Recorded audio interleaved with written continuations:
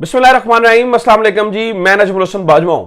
नाज़रीन कराम, इमरान खान के खिलाफ इंटरव्यूज करने का और करवाने का इन दिनों रवाज भी है, शौक भी है और जरूरत भी है। इस पर हमने बहुत सारे इंटरव्यूज देखे। हमने उस्मान डार का भी इंटरव्यू देखा, हमने सदाकत अब्बासी का भी इंटरव्यू देखा। यकीनन उनके बारे में भी जो उन्होंने कहा उसका उल्टा असर हुआ।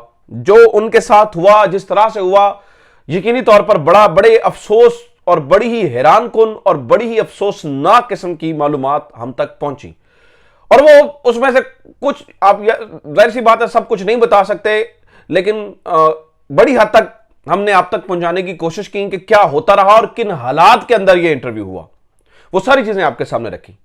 लेकिन अब जो शेख रशीद साहब के इंटरव्यू के बारे में तफसीलात और मालूमात पहुंची है ना नाज़रीन कराम, वो इंतहाई खौफनाक है। ऐसी मालूमात और ऐसी चीजें पता चली हैं जिनके बारे में मतलब सुन के मुझे मैं हैरान हो रहा हूं कि क्या हम एक जमहूरी मुल्क के अंदर रह रहे हैं और क्या वाकई ऐसा हो सकता है। कुछ चीजें कल रात से हमारे समा टीवी के दोस्त, जिन्हें आप जराए कह सकते हैं, वो हम तक पहुंचा रहे थे। लेकिन मैंने उसको जो है ना वो उस तरह से ऑन एयर नहीं किया और उसको रोक के रखा जब तक कि किसी दूसरे सोर्स से भी यहां इस तरह की चीजें पता नहीं चल सकती। थोड़ी चीजें मुझे पता चली, लेकिन अभी कुछ देर पहले असद तूर ने एक पूरी कहानी बताई है कि वो इंटरव्यू कैसे हुआ। तो वो सुनकर मैं हैरान हो गया हूं। मतलब मुझ तक शायद थोड़ी चीजें पहुंची थी जो असद तूर ने बताई हैं, वो तो बहुत ही खौफनाक स्टोरी है, बहुत ही खौफनाक स्टोरी है। पता यह चला है कि शेख रशीद को अलीम खान के दफ्तर में थप्पड़ मारा गया बाकायदा। पता यह भी चला है कि शेख रशीद रोते हुए हाथ जोड़े कि मुझसे यह मत करवाओ, मैं ये नहीं कर सकूंगा। पता यह भी चला है कि एक सफा मुनीर फारूक को दिया गया और एक सफा शेख रशीद को दिया गया। पता यह भी चला है कि नाज़रीन कराम, ये जो नाम नेहाद हमारे जमहूरियत के लंबरदार, हमारे सीनियर्स, ये जो एंकर्स, हमारे सीनियर एंकर है ना, हम फील्ड में इनसे काफी देर बाद आए तो हम इन्हें सीनियर मानते हैं। जिस तरह से नाज़रीन कराम जमहूरियत का जनाजा ये लेके उठ रहे हैं, या जिस तरह से जमहूरियत की जड़ें ये खोखली कर रहे हैं, जिस तरह से सहाफत का नाम गंदा ये कर रहे हैं, ऐसी हैरान कुन मालूमात पता चली हैं कि यकीनी तौर पर आपका दिल दहल जाएगा कि ये मतलब हो क्या रहा है। ये सारी तफसीलात मैं आपके सामने रखने जा रहा हूं। अच्छा, आपको ये मालूम ही है कि काफी दिनों से ये रौला पड़ा हुआ था कि 2 इंटरव्यूज आ रहे हैं जो इमरान खान की जड़ें हिला देंगे, 2 इंटरव्यूज आ रहे हैं जो इमरान खान की बुनियादें हिला देंगे। 2 इंटरव्यू आपको पता है, सबसे पहले जावेद चौधरी ने जो है ना उसके पर हाहाकार मचाते हुए बड़े खुशी से इस बात का ऐलान किया था कि इमरान खान को तब सियासत से रिटायर्ड हो जाना चाहिए, क्योंकि एक इंटरव्यू ऐसा आ रहा है, कुछ ऐसे इंटरव्यूज आ रहे हैं जो उनकी जड़ें हिला देंगे, उनकी सियासत की बुनियादें हिला देंगे। थोड़े दिनों बाद जो है ना वो जब हमने डिग आउट किया तो पता चला उनमें 2-3 नाम आए, 2-3 नाम गर्दिश भी करते रहे, लेकिन मैंने आपको बताया ये भी नहीं है, ये भी नहीं है, ये भी नहीं है। फिर हमें पता चला कि खावर मानेका साहब का एक इंटरव्यू आ रहा है, और फिर हमें बाद में पता चला जी शेख रशीद साहब का भी इंटरव्यू आ रहा है।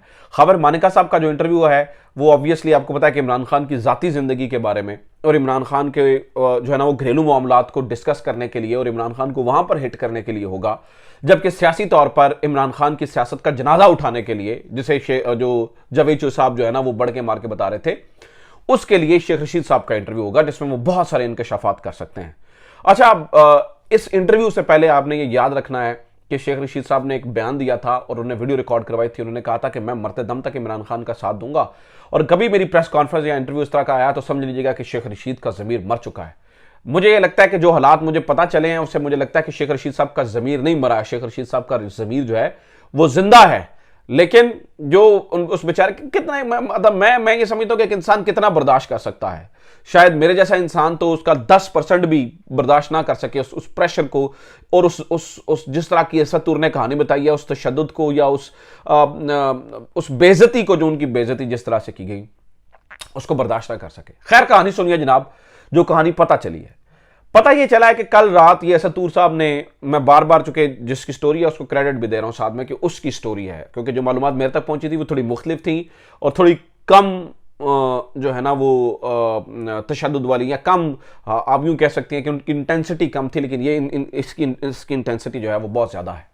तो पता यह चला है कि कल रात 7:30 से 8 के दरमियान लाहौर के समा टीवी के दफ्तर में, अलीम खान का जो ऑफिस है, समा टीवी का दफ्तर, कल रात 7:30 से 8 बजे के दरमियान वहां पर शेख रशीद साहब को लाया गया। जिस हालत में लाया गया वो उन्होंने बताया कि 3-4 इससे ज़्यादा मेरे ख्याल से सादा कपड़ों में लोग थे, लेकिन 3-4 के बारे में पता चला। एक शख्स ने शेख रशीद साहब का कॉलर यूं पीछे से पकड़ा हुआ था। ये असतूर की स्टोरी है। अच्छा, दफ्तर आने तक और आगे एक और दफ्तर जाने तक मालूमात मेरे तक भी पहुंची थी, लेकिन उसके बाद अलीम खान के दफ्तर में क्या हुआ था वहां से हमें जराए कंफर्म नहीं कर सके थे, लेकिन ये उसकी भी स्टोरी है। तो बताते हैं जी, उनने बताया, कह रहे हैं कि असदूर कहते हैं कि एक शख्स ने यूं कॉलर से पकड़ा हुआ था और शेख रशीद साहब को घसीटते हुए, यानी कि जैसे धक्के मारते हुए और घसीटते हुए आप लेके जाते हैं, इस तरह से समा टीवी के दफ्तर में ले जाया गया।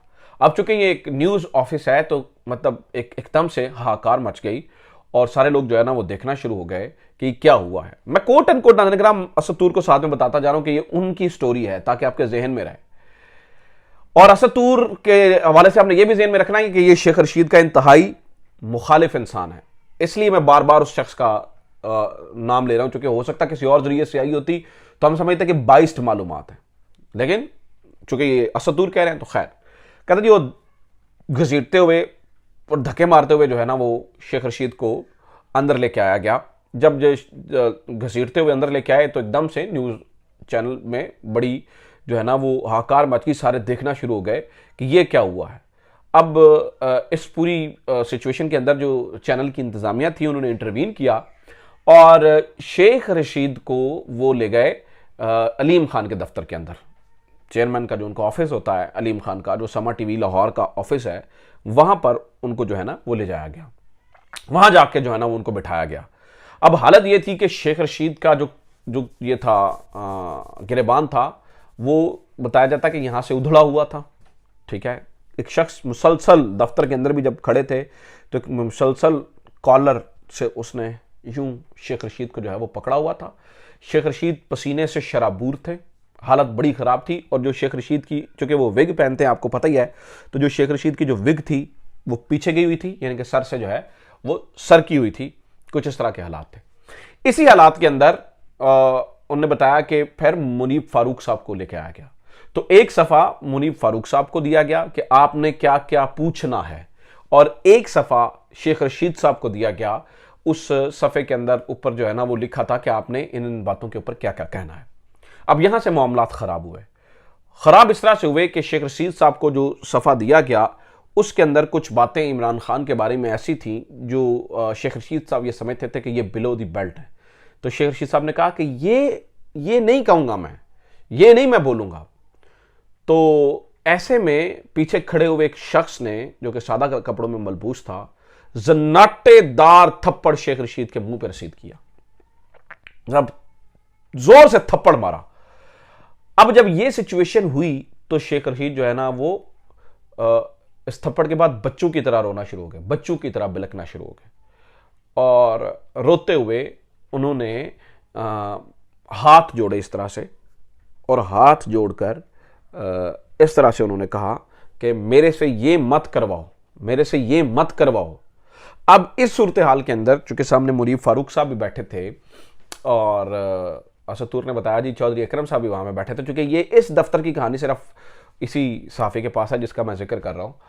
तो क्योंकि मेरा ये नापसंदीदा सहाफ़ी रहा है, मैंने कभी इस शख्स को पसंद नहीं किया, लेकिन जिस तरह से इसने इख्तलाफात के बावजूद स्टोरी को कवर किया है, ये यकीनी तौर पर इस शख्स को अप्रिशिएट करना बनता है। खैर, हुआ ये कि मुनीब फारूक भी और चौधरी अकरम ने बीच में इंटरवीन किया और उन्होंने कहा कि ये ना करें, ये ना करें, प्लीज़ ये ना करें, ऐसे ना करें, क्योंकि सब एकदम से सख्ता तारी हो गया था कि ये एक ऐसा शख्स जो कि 8 दफ़ा कौमी असम्बली का मेंबर रहा है, जो कि मेंबर ऑफ पार्लियामेंट रहने के साथ साथ बेशुमार दफ़ा वज़रा का कलमदान उसने, मतलब वज़ीर का कलमदान संभाला है। अभी ये वज़ीर दाखिला था कुछ अर्सा पहले।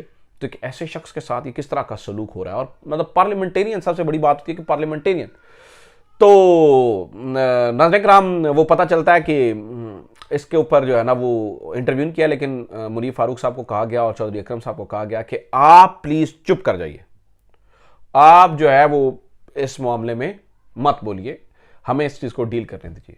और फिर डील किया गया और उसी तरह से उसी सूरत हाल के अंदर ये प्रोग्राम रिकॉर्ड हुआ और प्रोग्राम रिकॉर्ड होके कल चूंकि ये रिकॉर्ड हुआ है, बताया ये जा रहा है और आज रात मोस्ट प्रोबेबली ये प्रोग्राम जो है वो चल जाएगा। उसके अंदर बहुत सारी बातें जो है वो की गई हैं। अब नाज़रीन कराम ये कहानी जो है ना वो बता दिया सत्तूर ने, चलो ये ठीक है, खबरें हो गई। इसको खबर से एक साइड पे रख के देखे, जो शेख रशीद ने किया या जो उनके साथ हो रहा है, इसको भी मैं कहता हूं 1 मिनट के लिए साइड पे रख देते हैं। मैं हैरान हूं मुनीफ फारूक साहब पे, उनकी जर्नलिज्म पे, उनके बोले हुए बड़े बड़े लफ्ज़ों के ऊपर। वो बहुत बड़े जर्नलिस्ट बनते हैं, बहुत बड़ी बातें करते हैं, बहुत ज़्यादा जो है ना वो उनकी लेक्चर्स होते हैं, कहानियाँ होती हैं, इंटरव्यूज अक्सर जो है ना वो मुख्तलिफ चैनल्स पर बैठे हुए। तो मैं हैरान हूँ कि उनकी गैरत गवारा नहीं की। मतलब 1 मिनट के लिए भी उन्होंने ये नहीं सोचा कि ये जो कुछ हो रहा है ये नहीं होना चाहिए। मतलब उन्होंने उनके अंदर जो है ना वो ये हौसला नहीं पड़ा कि मैं कहूँगा यार कम अज़ कम मैं एटलीस्ट जो कर सकता हूँ ये कहूँ कि मैं इस किस्म का इंटरव्यू नहीं करूँगा। मतलब और फिर उन्होंने बयान कर कहा जी शेख रशीद साहब ने मुझे बजाते खुद राब्ता किया इंटरव्यू करने के लिए। मतलब मुझे तो ये समझ आती है कि मुनीफ फारूक जैसों का बैकआउट होना चाहिए। आप कुछ नहीं कर सकते तो मुनीफ फारूक जैसों का बैकआउट करें। ये सहाफत का लिबादा उड़े काली भेड़े, माजरत के साथ मैं इनकी बड़ी इज्जत करता रहा हूं और मैंने हमेशा सीनियर्स के दर्जे पे गर्दानता रहा हूं, लेकिन ये सहाफत के लिबादे में काली भेड़े हैं नाज़रीन इकराम। इनके लिए और कोई लफ्ज़, मुनासिब लफ्ज़ मेरे पास मौजूद नहीं है कि आपने कैसा इंटरव्यू किया और उस इंटरव्यू करने के बाद आप शेखी बिगाड़ रहे हैं कि जनाब वो तो मुझसे उन्होंने बताता खुद राब्ता किया था, दिस एंड दैट फलाना ढिमकाना।